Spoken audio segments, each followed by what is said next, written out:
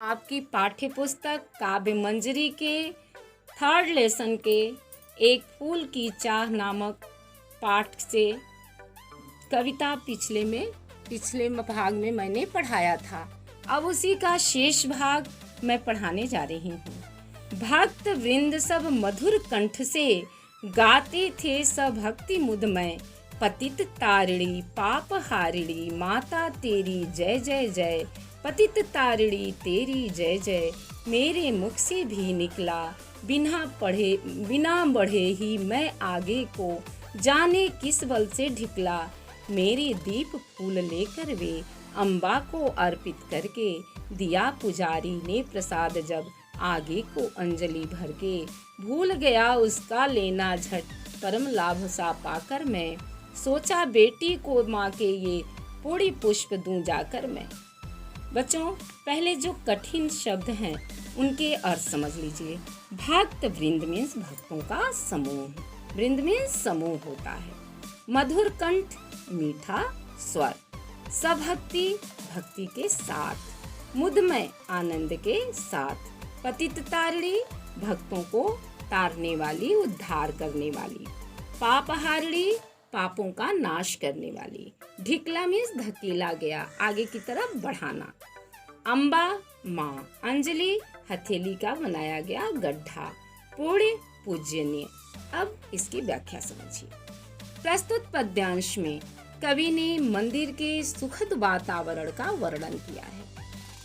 मंदिर के सुखद वातावरण का वर्णन करते हुए कवि कहते हैं कि मंदिर में सभी भक्त मीठी स्वर में भक्ति एवं आनंद के साथ गीतों का गान कर रहे थे कि हे माता, तुम भक्तों को तारने वाली एवं पापों का हरण करने वाली हो, तुम्हारी जय हो।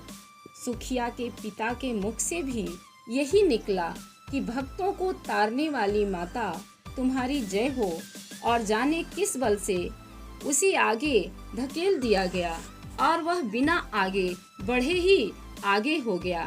तभी पुजारी ने सुखिया के पिता के हाथ से दीपक फूल लेकर माता को भेंट चढ़ाए तथा पुजारी ने हथेली भरकर उसको माता का प्रसाद दिया।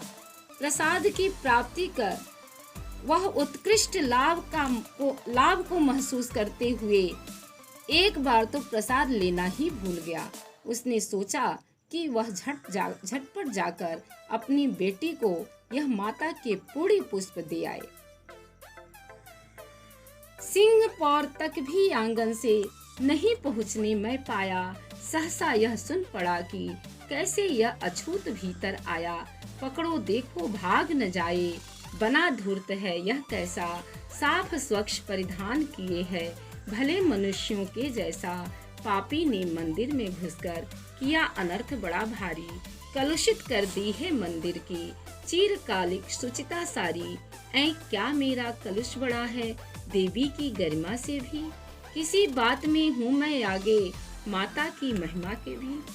पहले आप लोग इसके मीनिंग को समझ लीजिए, अर्थ को समझ लीजिए। सिंह पौर मीन्स मंदिर का दरवाजा, सहसा मीन्स अचानक, भीतर अंदर, धूर्त मीन्स दुष्ट, परिधान वस्त्र, अनर्थ पाप अनुचित कार्य, कलुषित मीन्स अपवित्र, चिरकालिक बहुत पुरानी या बहुत समय से चली आ रही परंपरा, सुचिता मीन्स पवित्रता, कलुष मीन्स पाप, गरिमा मीन्स वैभव प्रसिद्धि। अब इसकी व्याख्या समझिए। पहले आप लोग अच्छी तरह से जानते हैं कि समाज में छुआछूत एक महामारी के रूप में फैला हुआ था। इसमें सवर्ण और शूद्र जाति के लोगों में आपस में भेदभाव रहता था। इस कविता के माध्यम से कवि ने समाज में फैली हुई छुआछूत की बुराई को प्रस्तुत किया है और सामाजिक बुराई का विरोध किया है। कवि कहता है कि अभी सुखिया का पिता मंदिर के दरवाजे तक भी नहीं पहुंचा था कि अचानक किसी ने कहा कि यह तो अछूत है, यह मंदिर के अंदर कैसे आया, इसको पकड़ो, यह कहीं भाग न जाए, यह बड़ा दुष्ट है, इसने भले मनुष्यों की तरह साफ सुथरे कपड़े पहने हुए हैं। वह कहने लगे कि इस पापी ने मंदिर में घुसकर बड़ा भारी अनर्थ किया है। इसने अंदर आकर के मंदिर की जो महिमा है, उसकी पवित्रता है, उसको दूषित कर दिया है। तभी सुखिया के पिता ने कहा कि क्या मेरा पाप देवी माँ की गरिमा से भी बड़ा है? क्या मैं इस पाप के कारण माता की महिमा से भी कहीं आगे हूँ? कहने का अभिप्राय यह है कि अछूत होना इतना बड़ा पाप है कि वो माता की महिमा से भी बड़ा है।